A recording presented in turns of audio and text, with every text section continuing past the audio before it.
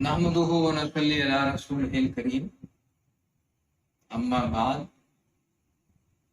मोहतरम दोस्तों और बुजुर्गों, काबरीन के जो वाक़यात हमें दीनी और अदबी किताबों में मिलते हैं, आज वाक़यात बड़ा मुतासिर करते हैं और अंदाजा होता है कि जब अल्लाह ताला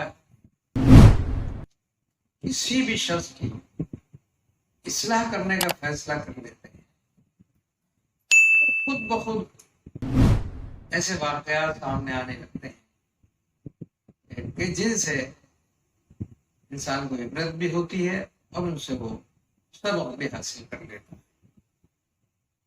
जैसा कि हजरत इब्राहिम अलैहिस्सलाम के बारे में ये फरमाया गया है कुरान हकीम में कि वो आज़र को देखते थे अपने बाप को कि वो शिर्क के अंदर मुब्तला है, बुतों की पूजा करते हैं, तो बहुत परेशान थे।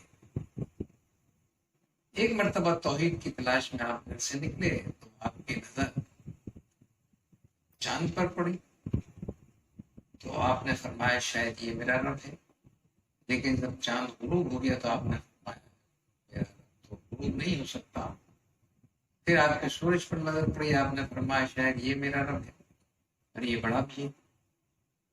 लेकिन जब सूरज भी डूबने लगा तो आपने सोचा कि रब तो गुरूब नहीं हो सकता, वो तो डूब नहीं सकता। तो इस तरीके के जो वाक़यात हैं इस्लामी और दीनी किताबों में, अल्लाह ताला अपने खास बंदों की इस्लाह के लिए इस तरह के वाक़यात का सामना हमें करने की तौफीक भी होती थी और ऐसे हालात बनते थे कि वाक़यात सामने आते थे और इससे उनको सबक हासिल करने का एक मौका मिलता था।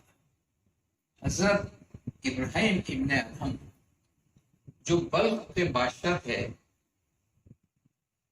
पहले वो बादशाह थे और दिल में ईमान था, तौहीद थी, तौहीद का एहतराम था, लेकिन विलायत से दो चार नहीं हुए थे।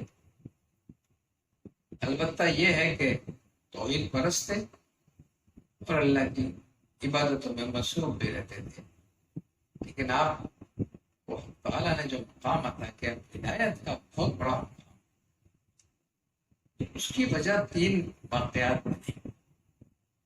पहला वाक़या तो यह है कि एक मर्तबा आप कहीं से तशरीफ लाए तो देखा कि उनके अपने आराम करने के कमरे में उनके मखमल के गद्दे पर उनकी कमीज और उनकी बांदी जो घर में सफाई और पोछा करने पर मामूर थी, उसको देखा कि वो उस पर आराम से लेटी हुई है। तो हज़रत इब्राहिम को बहुत गुस्सा आया और उन्होंने उस पर कौड़े बरसाने शुरू किए। जो जो हजरत इब्राहिम उस पर कौड़े मारते थे वो कहे लगाती थी और हंसती थी। थोड़ी देर में उनका गुस्सा ठंडा हो गया तो उन्होंने बांदी से ये पूछा कि मैं तुझे सजा दे रहा था और तू रोने के बजाय हंस क्यों रही थी, तू कहे क्यों लगा रही थी? तो बांदी ने जो जवाब दिया, बड़ा इबरतनाक जवाब। बांदी ने कहा, मैं सोच रही थी मखमल के गद्दे पर चंद मिनट आराम करने की सजा यह है कि जिस शख्स की पूरी जिंदगी मखमल के गद्दे पर गुजर रही है उसको अल्लाह कितनी बड़ी सजा। ओ ये सुनकर हज़रत इब्राहिम के मुंह टक गए, उन्होंने बांदी को छोड़ दिया। एक वाक़या तो ये आपकी जिंदगी में पेश आया। एक दूसरा वाक़या ये हुआ कि एक मर्तबा एक शख्स को देखा कि वो आग के तख्त के नीचे कुछ तलाश कर रहा। इब्राहिम ने उससे पूछा कि मेरे तख्त के नीचे तुम क्या तलाश कर रहे हो? उस शख्स ने कहा, मेरा ऊंट खो गया है। اور میں اونٹ تلاش کر رہا ہوں۔ تو حضرت ابراہیم ابن ادھم رحمۃ اللہ علیہ نے اس کا مذاق اڑاتے ہوئے کہا، بے وقوف آدمی، کہیں اونٹ تخت کے نیچے ہوتا؟ تو اس شخص نے کہا کہ کرام، اونٹ تو تخت کے نیچے ہونا ممکن ہے، لیکن یہ ممکن نہیں ہے کہ مخمل کی جانمازوں پر تمہیں خدا ملے، یہ ناممکن ہے۔ ایک دوسرا واقعہ آپ کی زندگی میں پیش آیا جس سے آپ کے روم ٹکڑے اور آپ کو یہ احساس ہوا کہ اللہ کی عبادت اور یہ اللہ کی طرح پھردری چٹائیوں پر کرنی چاہیے، جن پر جب ہم سجدہ کریں تو پیشانی تو کچھ تھوڑی بہت تو تکلیف ہو، آرام دہ جائے نمازوں پر عبادت کرنا شاید اس سے وہ مقام حاصل نہیں ہوتا جو پھردری چٹائیوں پھردر فرشوں پر نماز پڑھنے سے حاصل ہوتا۔ یہ دوسرا واقعہ آپ کی زندگی میں پیش آیا۔ تیسرا ایک واقعہ یہ پیش آیا آپ کی زندگی میں کہ ایک مرتبہ آپ اپنے بالا خانے پر کھڑے تھے، باہر دیکھ رہے تھے، تو ایک شخص آیا اور اس نے آواز دے کر کہا کہ اس سرائے میں ٹھہرنے کا کرایہ کتنا ہے؟ حضرت ابراہیم ابے نادان آدمی، یہ سرائے نہیں ہے، یہ تو میرا محل ہے، تجھے کس نے گھسنے دیا ہے؟ میں بادشاہ ہوں اور یہ میرا محل ہے، یہ سرائے نہیں ہے، یہ مسافر خانہ نہیں ہے۔ تو اس شخص نے کہا حضرت ابراہیم سے کہ اچھا یہ بتائیے کہ آپ سے پہلے یہاں کون رہتا تھا؟ حضرت ابراہیم نے فرمایا کہ یہاں میرے والد رہتے تھے۔ اس شخص نے کہا اور اس سے پہلے کون رہتا تھا؟ حضرت ابراہیم نے فرمایا کہ اس سے پہلے میرے دادا رہتے تھے۔ اس شخص نے کہا اور اس سے پہلے کون رہتا تھا؟ حضرت ابراہیم نے فرمایا اس سے پہلے میرے پردادا رہتے تھے۔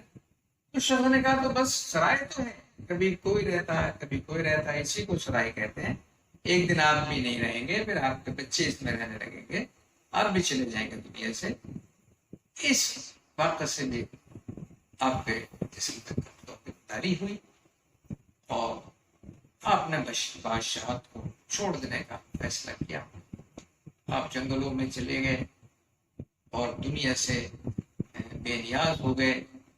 آپ نے اپنی خلق بھی اتار دی بادشاہ والی، اور آپ نے وہ کپڑے پہن لیے جو صوفیہ کا لباس تھا، اور پہاڑوں کی قوم میں جا کے عبادت کرنے لگے۔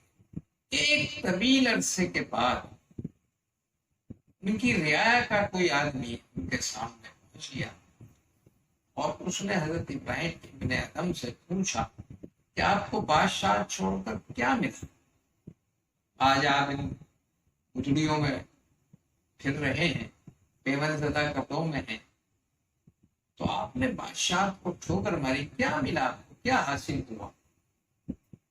تو حضرت ابراہیم ابن ادھم کے سامنے سمندر تھا، تو آپ نے ایک سوئی لی اور اس سوئی کو سمندر میں پھینک دیا۔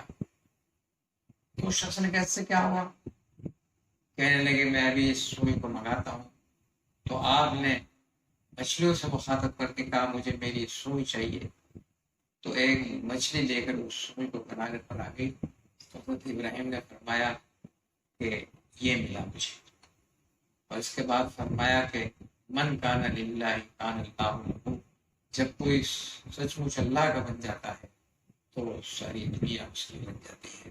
تو دوستوں اور بزرگوں، جب ہم اللہ کے لیے خود کو وقف کر دیتے ہیں، اپنی زندگی کو اللہ کے لیے وقف کر دیتے ہیں، تو اس کائنات کی ایک ایک چیز ہمارے قدموں میں آ جاتی ہے۔ رب العالمین ہمیں اللہ سے محبت کرنے کی توفیق بھی عطا فرمائے، اور ہمیں یہ صلاحیت بھی پیدا کرے کہ ہم اللہ سے سچ مچ کا پیار کریں، سچ مچ کا عشق کریں، جیسے ہمارے اکابرین نے کیا تھا۔ اگر ہم ایسا عشق کریں گے تو آپ یقین کر لیں دنیا کی تمام چیزیں، تمام دولتیں، تمام قیمتیں، تمام محبوبات ہمارے قدموں میں سمجھ جائیں گے۔